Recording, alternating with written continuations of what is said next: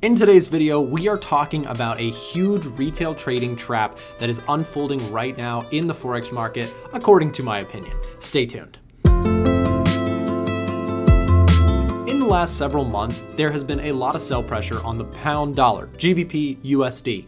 Do you trade this? If you trade it, if you know anybody who trades it, this is something I want to talk about and make you guys aware of before you go trading this, especially as the new year gets kicked off. A lot of traders right now are very tempted to short the pound dollar. And in this video, I'm going to tell you why I think that could be something to be very, very cautious about and maybe even avoid entirely, and why I'm not currently short biased on the pound. Let's talk about the pound from a technical view first. Now, pound dollar, really pretty clean looking chart, right? You've got a pretty downward trending market. You can see if we put on some moving averages, you've got this beautifully trending lower market. And so, Nick, why not short as we come up into these extremes? Well, there's a couple extremes that I want to talk about. And if you stay tuned to the end of this video, we are going to talk about them. And by the end of the video, I'm hopefully going to show you why, or at least from my take, why I'm not shorting the pound dollar going into the new year. Okay. So pound dollar, from a technical analysis standpoint, looks great. It's retracing, the moving averages look good, right? And overall, we're putting in on the daily chart these lower highs and lower lows. But recently we had some big news out of the Bank of England. In fact, they had a surprise rate hike, which will pop up an image of what we saw here on the news right now. You can kind of see the Bank of England came out with a sudden rate hike that was a very bullish catalyst for the pound. And in fact, the pound started rallying right around these areas as that news started to come out. So that's number one. I think that could be a shapeshifter here for the pound going into the new year, or a catalyst that could continue this rally, maybe not just into, for the next few days, but it could be something that stays bullish for the next few months looking at the pound. Okay, so fundamentally that's the first thing. But there is a huge warning sign that I want to talk about, because again, this thing looks really interesting for possible shorts, right? You've got levels here that are coming into play. You've got areas where a lot of traders are probably sitting on the sidelines saying, wow, this looks like an opportunity to short the pound at a premium, or at a better rate, right? As it stretches up into these levels. And of course, it all looks good on paper, but let me show you something that's a little bit alarming from my side of things on the website. I'm going to navigate over to a1trading.com. This is our website. You guys are free to use this anytime you'd like. And I just went over to, so here's what I did. I went to the home page. I went down to retail sentiment, and check this out with me here for a second, you guys. Look at this, pound dollar.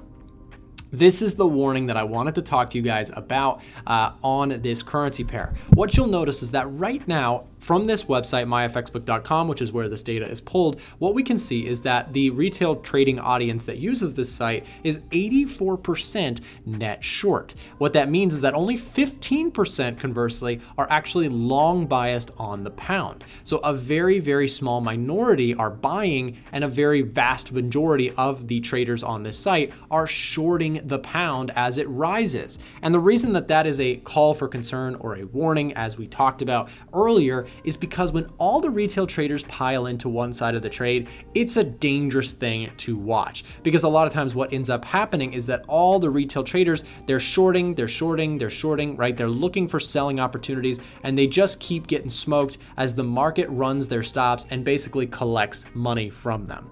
Again, this is a game of wealth, right? Big traders beat up on the little traders over and over and over and over and over. And it's because what we often see is that there's an accumulation against retail traders. They use that as liquidity to try and get into positions. So the reason I say all this is because I don't, although this looks like a very clean pullback opportunity for sells, and on paper it looks really nice, you've got that 50% level, I'm just being cautious and not personally shorting the pound at this time because of some of the extreme readings from retail sentiment. So if we go back to that one screen again, a reminder, pound dollar is 84% short, but don't look too far and we see 83% of traders are short on pound yen. So it's not just the pound against the dollar, it's actually all the pound pairs that are rising dramatically, like right now on pound yen. We see pound yen rising, and all the retail traders are shorting this strength. And they didn't start shorting up here. In fact, what I can do is I can show you on average where they entered into their shorts. And their entry on pound yen,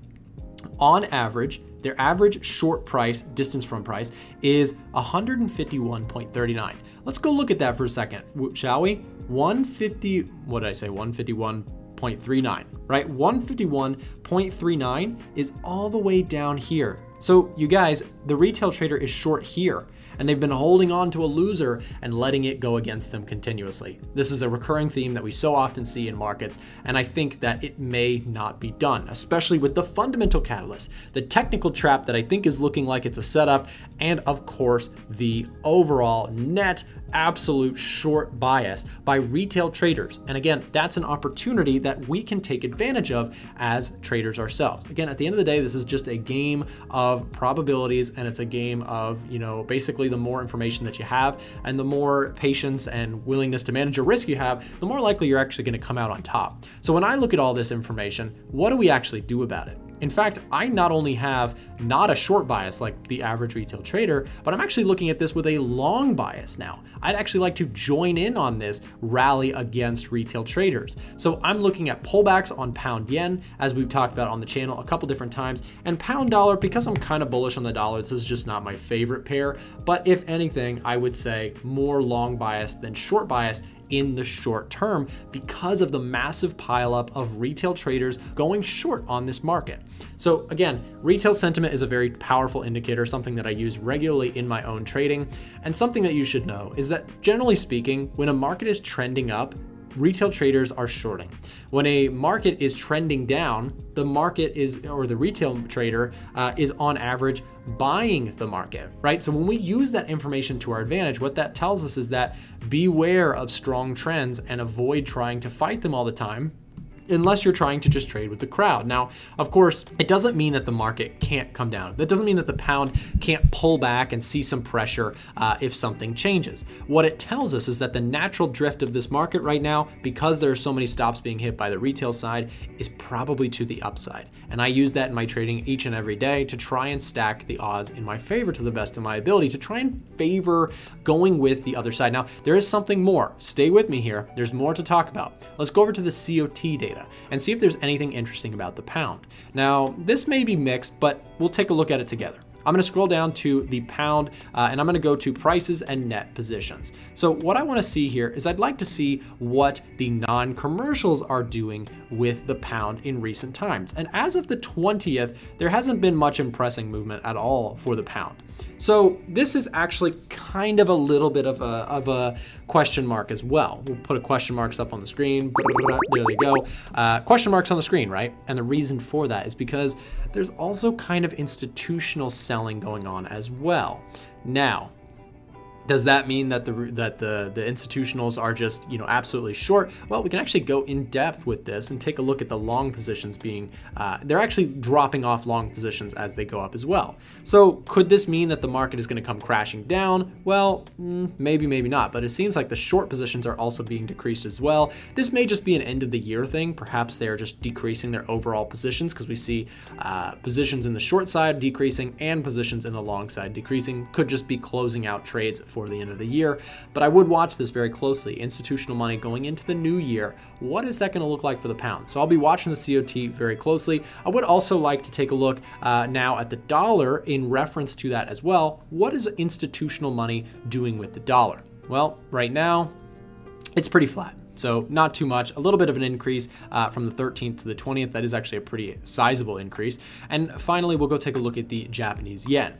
Now, Japanese yen has been an interesting one to follow. You can see the Japanese yen is actually kind of getting some buys. So this is interesting. If we go down to the long positions, we do see long positions kind of increasing recently on the yen, and we do see the short positions staying flat. So overall, the thing that I would say is just be cautious trading this market. We're seeing kind of a flat demand for the dollar, and the yen is kind of mixed as well. Well, we saw a little bit of an increase in the dollar, but we see the pound kind of mixed sentiment from institutionals, but heavily being sold by retail traders. So keep tabs on that. Watch the updates related to the Bank of England and their rate hikes things. Those are things that I'm going to be personally watching for. Overall, I do like the idea of looking for optimistic buys, as risk off does seem to be the nature of the market right now. So that gives me bias slightly to the upside on the pound.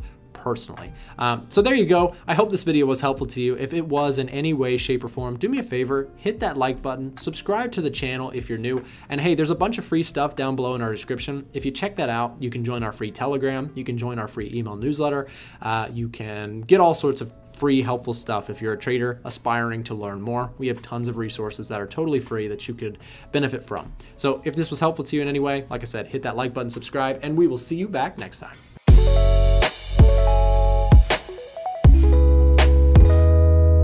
What's up, guys? Thanks for watching today's video. There are more videos available on our channel here and here, so go ahead and click into that for some more free trading content. With that said, thanks for watching. We'll see you back next time.